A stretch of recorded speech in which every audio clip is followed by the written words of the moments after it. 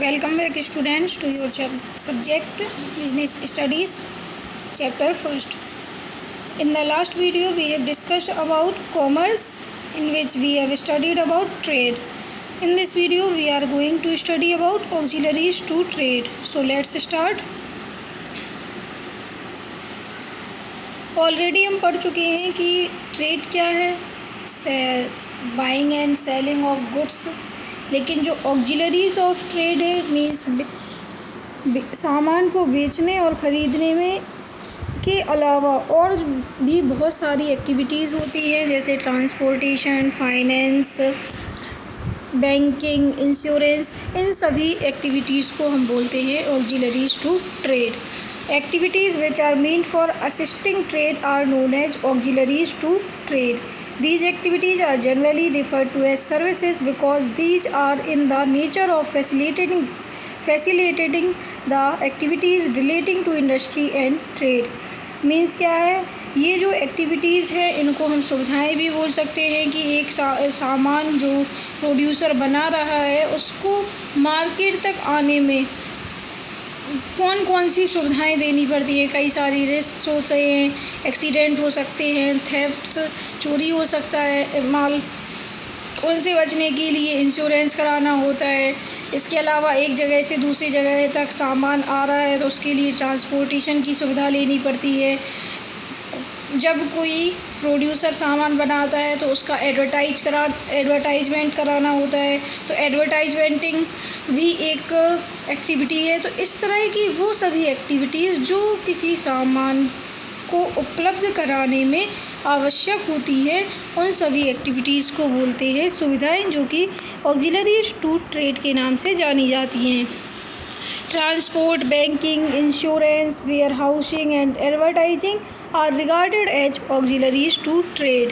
That is, activities playing a supportive role. Means वो activities जो selling and purchasing of goods की supporting में activities की जाती हैं. ये कौन सी हैं ऑलरेडी बता चुकी हूँ. ट्रांसपोर्टेशन, बैंकिंग, इंश्योरेंस, वेयरहाउसिंग और एडवर्टाइजिंग. In fact, वास्तव में these activities not only support trade but also industry and hence the entire business activity. ये वास्तव में ये ऐसी एक्टिविटी नहीं है जो केवल बिजनेस को सपोर्ट करती है, बल्कि एक तरह से क्या बोल सकते हैं, ये खुद एक इंडस्ट्री होती है, ऑल्सो इंडस्ट्री, और इसीलिए ये पूरी बिजनेस एक्टिविटी को ऑर्गेनाइज करने में हेल्प करती हैं.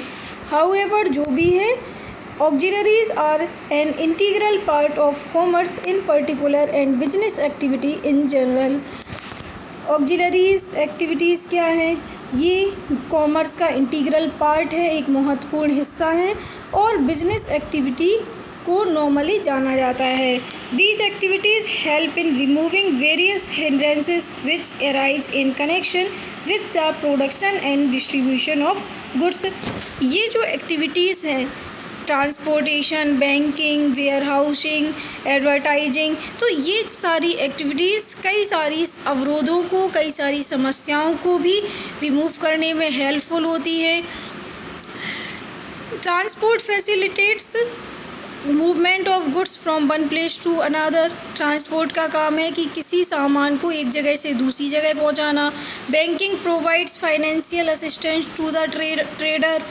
बैंकिंग का काम क्या है कि जो व्यापार करने वाला व्यक्ति है या व्यापारी है उसको फाइनेंशियल हेल्प करना. इंश्योरेंस का काम है कि डिफरेंट टाइप की जो बिजनेस रिस्क हैं, जोखिम आ जाते हैं, उनको कवर करना, बीमा करना उनका. वेयरहाउसिंग सामान की पर्याप्त उपलब्धता को प्रोवाइड करता है कि समय के साथ जो मांग होती है सामान की उसको पूरा करना वेयरहाउसिंग का काम है. एडवर्टाइजिंग का काम क्या है कि किसी भी प्रोडक्ट के बारे में इंफॉर्मेशन प्रोवाइड करना.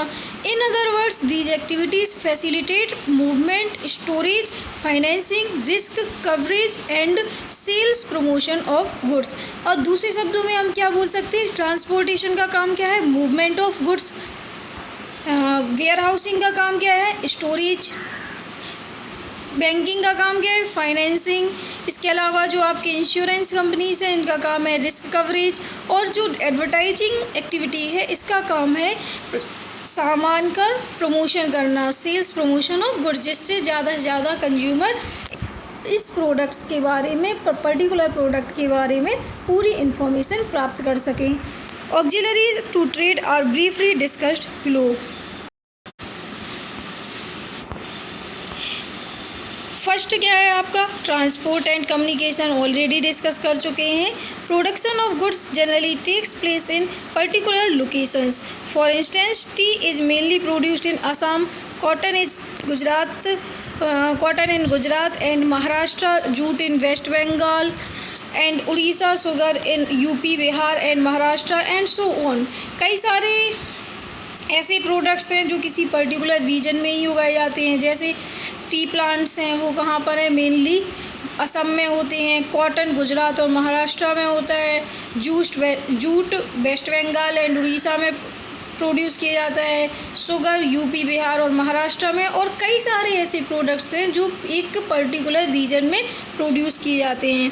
But these goods are required for consumption in different parts of the country. लेकिन इन सभी सामानों का जो कंजप्शन है वो देश के अलग अलग हिस्सों में होता है। The obstacle of place is removed by transport, road, rail और पोस्टल शिपिंग। अब प्रॉब्लम क्या है, ऑब्स्टिकल क्या है, अवरोध क्या है कि ये प्रोडक्ट्स देश के किसी एक पर्टिकुलर हिस्से में उगाए जाते हैं, लेकिन इसको पहुंचाना देश के पूरे कोनों तक है। तब हम क्या करेंगे, ट्रांसपोर्टेशन को प्रेफर करेंगे, चाहे वो आपका रोड ट्रांसपोर्ट हो, रेल ट्रांसपोर्ट हो या फिर शिपिंग ट्रांसपोर्ट हो।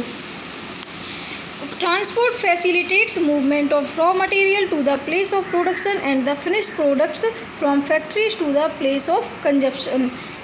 ट्रांसपोर्ट मीन्स यातायात का काम क्या होता है कि रॉ मटेरियल को, कच्चे माल को प्रोड्यूसर तक पहुंचाना और वहां से फिनिश्ड प्रोडक्ट्स को मार्केट तक पहुंचाना, जहां पर उसका कंजप्शन होने वाला है। Along with the transport facility, there is also a need for communication facilities so that producers, traders and consumers may exchange information with one another। अब ट्रांसपोर्ट तो हो जाएगा, एक जगह से दूसरी जगह सामान आ जाता है, लेकिन इसके अलावा कम्युनिकेशन भी रिक्वायर्ड होता है कि बिना कम्युनिकेशन के ट्रेडर्स, प्रोड्यूसर्स और कंज्यूमर्स के बीच में रिलेशनशिप नहीं होगा।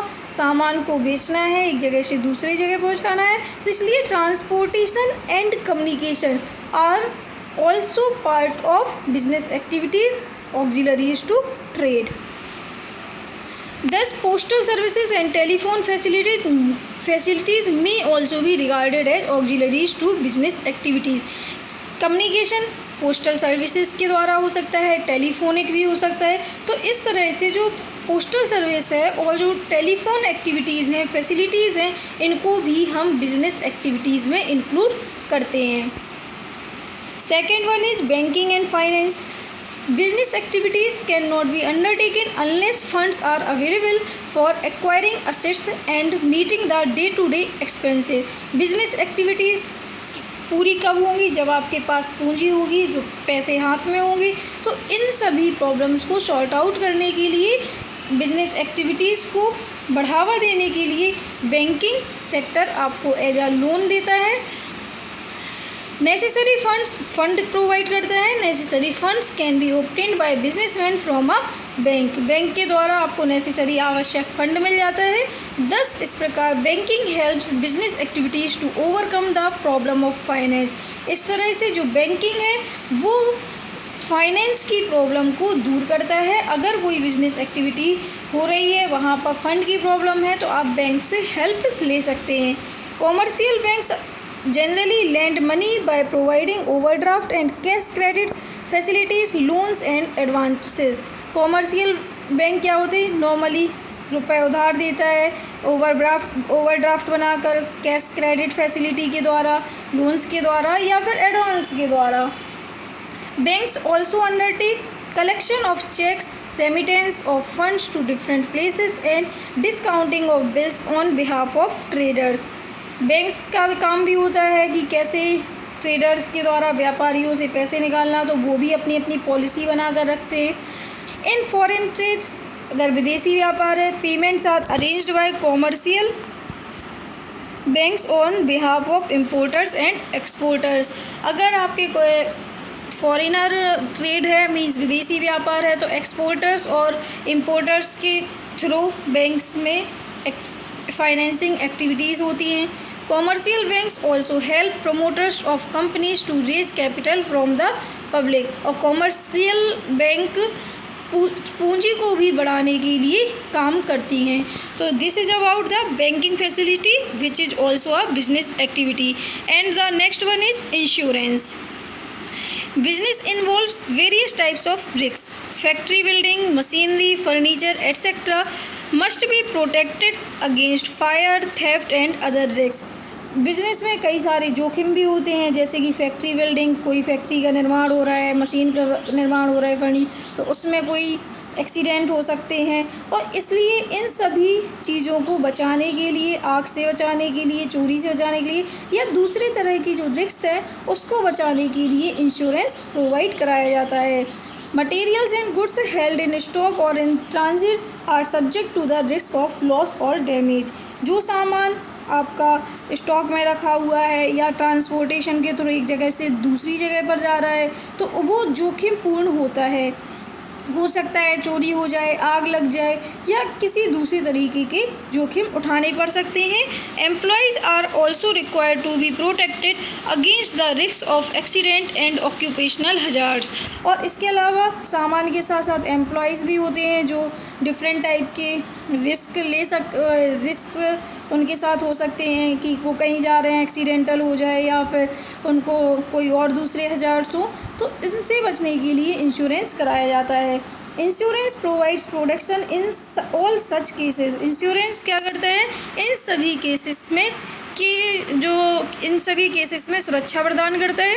On payment of a nominal premium the amount of loss और damage and compensation for injury if any can be recovered from the insurance company.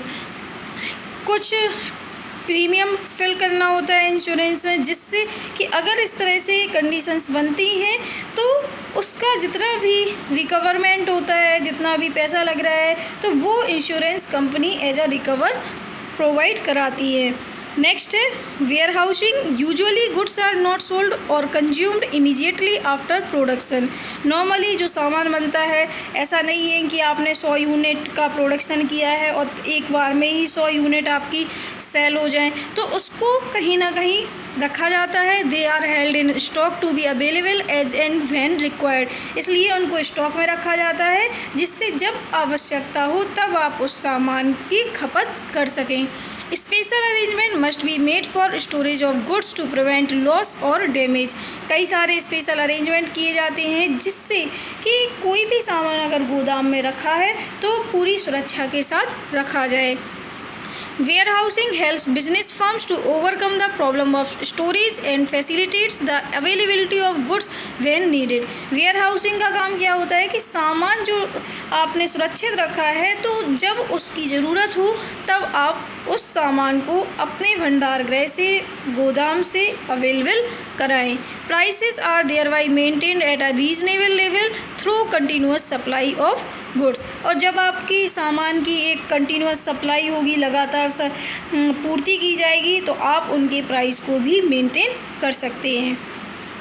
Next one is advertising. Advertising means प्रचार। Advertising is one of the most important methods of promoting the sale of products, particularly consumer goods like electronic goods, automobiles, soap, detergent, etc. Advertising सबसे ज़्यादा important है। जब लोग जागरूक नहीं होंगे, उनको पता नहीं होगा किस तरह के आइटम्स प्रोड्यूस हो रहे हैं, उनके लिए यूजफुल हैं या नहीं, तो एडवर्टाइजिंग क्या करता है कि लोगों को किसी पर्टिकुलर प्रोडक्ट के बारे में जागरूक बनाता है, स्पेशली फॉर जिससे प्रोडक्ट्स की सेलिंग इम्प्रूव हो जाए, प्रोडक्ट ज़्यादा से ज़्यादा बिके, ज़्यादा से ज़्यादा ग्राहक आएंगे, बेनिफिट होगा, कॉस्ट बेनिफिट होगा।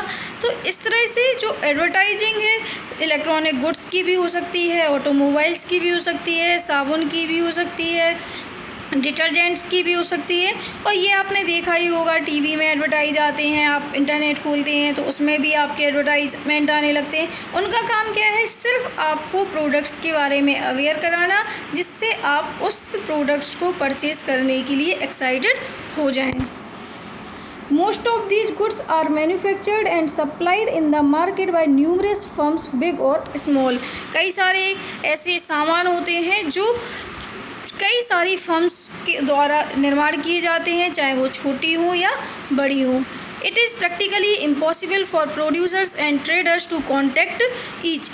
ये बहुत ही इम्पॉसिबल मतलब ये इम्पॉसिबल बात है, असंभव है कि जो प्रोड्यूसर है या जो बनाने वाला है वो एक ग्राहक तक कांटेक्ट कर सके, उसको अपने प्रोडक्ट के बारे में बता सके। Thus, for sales promotion, information about the goods available, its feature, price, etc. must reach potential buyers। इसलिए ये ज़रूरी है कि अगर आपको सेल्स प्रमोट करना है तो आप उसकी एडवर्टाइजिंग करें, जिससे कंज्यूमर को आपके प्रोडक्ट्स के बारे में पूरी जानकारी पता चले। इसके फीचर्स क्या है, इसकी लागत क्या है, और बायर्स की पोटेंशियल की भी नॉलेज हो सके।